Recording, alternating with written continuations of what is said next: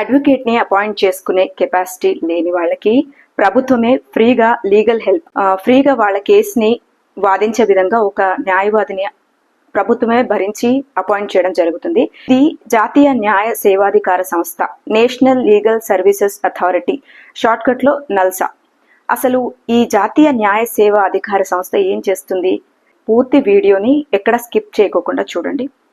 అయితే చాలా మంది పేదలకి, అనాథలకి కోర్టులో పోరాటం అంటే ఖరీదైన వ్యవహారం. చాలా మంది చేయని తప్పు కోసం ఎప్పుడో పడే శిక్షకు భయపడి ఆత్మహత్యలు చేసుకుంటున్నారు. కోర్టు, పోలీస్ స్టేషన్ కేసులు అనగానే తప్పు చేయని వాళ్ళు కూడా భయపడిపోయి దిక్కుతోచని పరిస్థితిలో సతమతమవుతూ ఉంటారు.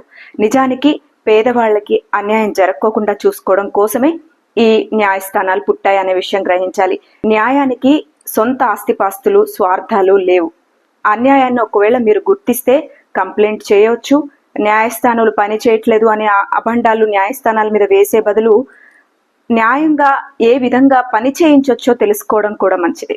సంవత్సరాల తరబడి సాగే కేసు విచారణలు, అడ్జర్న్మెంట్స్, వాయిదాలకి కారణాలు అన్యాయంగా ఒకళ్ళకి శిక్ష పడకూడదని, అలాగే డబ్బు లేదు కదా అని చెప్పి తప్పుడు కేసులో ఇరుక్కుని జైలు పాలు అవ్వకోకుండా ఉండడం కోసం, నిరుపేదల కోసం, అనాథల కోసం ఈ ఫ్రీగా లీగల్ ఎయిడ్ సర్వీసెస్ పనిచేస్తున్నాయి.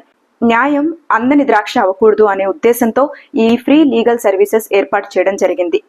నిస్సహాయులు, నిర్భాగ్యులు, అనాథల పక్షాన నిలబడి వారి ఖర్చు కూడా వారి కేసులో వాళ్ళ కేసుని కోర్టులో వాదించి ఆ కేసుకు అయ్యే ఖర్చునంతా భరిస్తూ వాళ్ళకిచ్చే భరోసానే ఈ నల్సా. సమాజంలో ఉన్న బడుగు వర్గాలకి పూర్తి ఉచితంగా న్యాయ సహాయం అందించే ఈ సంస్థ గురించి చాలా మందికి తెలియదు.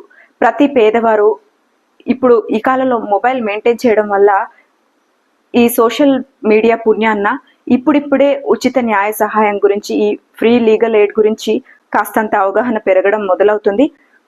ప్రభుత్వం నుంచి ఈ ఉచిత న్యాయ సహాయం అందుకోవడానికి ఎవరు అర్హులు, ఏ విధంగా దరఖాస్తు చేసుకోవాలి, ఎవరిని సంప్రదించాలి, దాని విధి విధానాలు ఏంటి అనేది తెలుసుకుందాం. న్యాయ సహాయం అందజేయడంలో ఈ సంస్థ చాలా విధాలుగా సహాయపడుతుంది.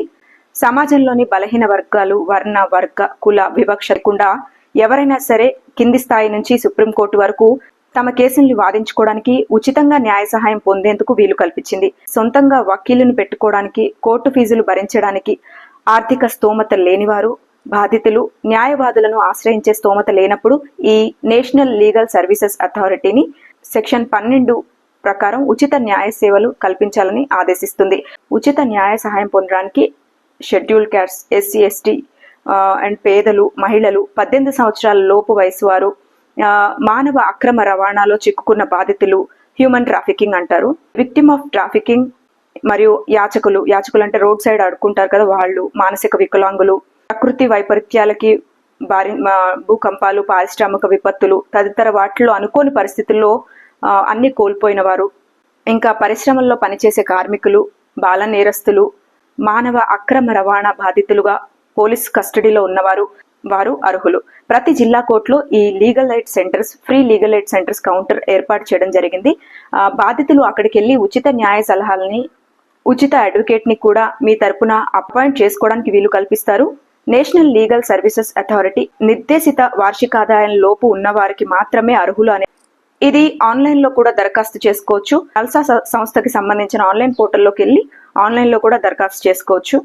రాష్ట్ర న్యాయ సేవాధికార అంటే స్టేట్ లీగల్ సర్వీసెస్ అథారిటీ సంస్థలు కూడా ఉన్నాయి. వాటి వెబ్సైట్ లోకి వెళ్ళైనా ఆన్లైన్ లో కూడా దరఖాస్తు చేసుకోవచ్చు. Telangana state legal services authority ఆ వెబ్సైట్ మీకు లింక్ పెడతాను. ఈ చట్టంలోని సెక్షన్ 12కు లోబడి ఎలాంటి కేసులకు సంబంధించైనా బాధితుడు ఉచితంగా న్యాయ సహాయం సేవలు పొందవచ్చు. మీకు నచ్చిన అడ్వకేట్ ని అపాయింట్ చేసుకోవచ్చు. అయితే ఆ అడ్వకేట్ ఉచిత న్యాయ సేవాధికార సంస్థ ఎంపిక చేసిన న్యాయవాదుల ప్యానెల్లో సభ్యుడై ఉండాలి. ఆ సంస్థ ప్యానెల్లో న్యాయవాదుల్లో మీకు ఇష్టం వచ్చిన వకీల్ను మీ కేసు వాదించడానికి మీరు ఎంపిక చేసుకోవచ్చు. మీ కేసుకు సంబంధించి ఏ దశలోనైనా ఉచిత న్యాయ సహాయం పొందవచ్చా అనంటే ఎస్. కోర్టు విచారణలో మీ కేసు ఏ దశలో ఉన్నప్పటికీ మీకు అవసరం అనుకుంటే ఉచిత న్యాయ సహాయం పొందవచ్చు. చట్ట ప్రకారం దరఖాస్తు అందుకున్న వారం రోజుల్లోపే పరిశీలించి మీకు అర్హత ఉన్నట్లయితే వారం రోజుల్లోపే మీకు ఒక వకీల్ని కేటాయిస్తూ నిర్ణయం తీసుకుంటారు. ఆ దరఖాస్తును తిరస్కరిస్తే దాన్ని మళ్ళీ సవాల్ చేయొచ్చా అనే డౌట్ వస్తుంది. ఈ నేషనల్ లీగల్ సర్వీసెస్ అథారిటీ న్యాయ సేవల కోసం అందించిన దరఖాస్తులను లీగల్ సర్వీసెస్ సంస్థ మెంబర్ సెక్రటరీ పరిశీలించి నిర్ణయాలు తీసుకుంటారు.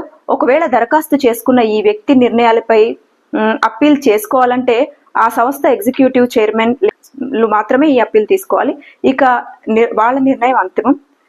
తీర్పు సంతృప్తికరంగా లేదు, ఒకవేళ అంటే నేను ఫిర్యాదు చేయవచ్చా అడ్వకేట్ మీద అంటే ఖచ్చితంగా ఒక తెల్ల కాగితం మీద రాతపూర్వకంగా అక్కడ లీగల్ సర్వీసెస్ అథారిటీకి ఫిర్యాదు చేయొచ్చు.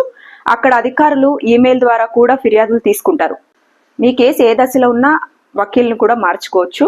ప్రతి జిల్లా కోర్టులో కూడా ఇది ఉంటుంది, మీరు నేరుగా వెళ్ళి కలవచ్చు.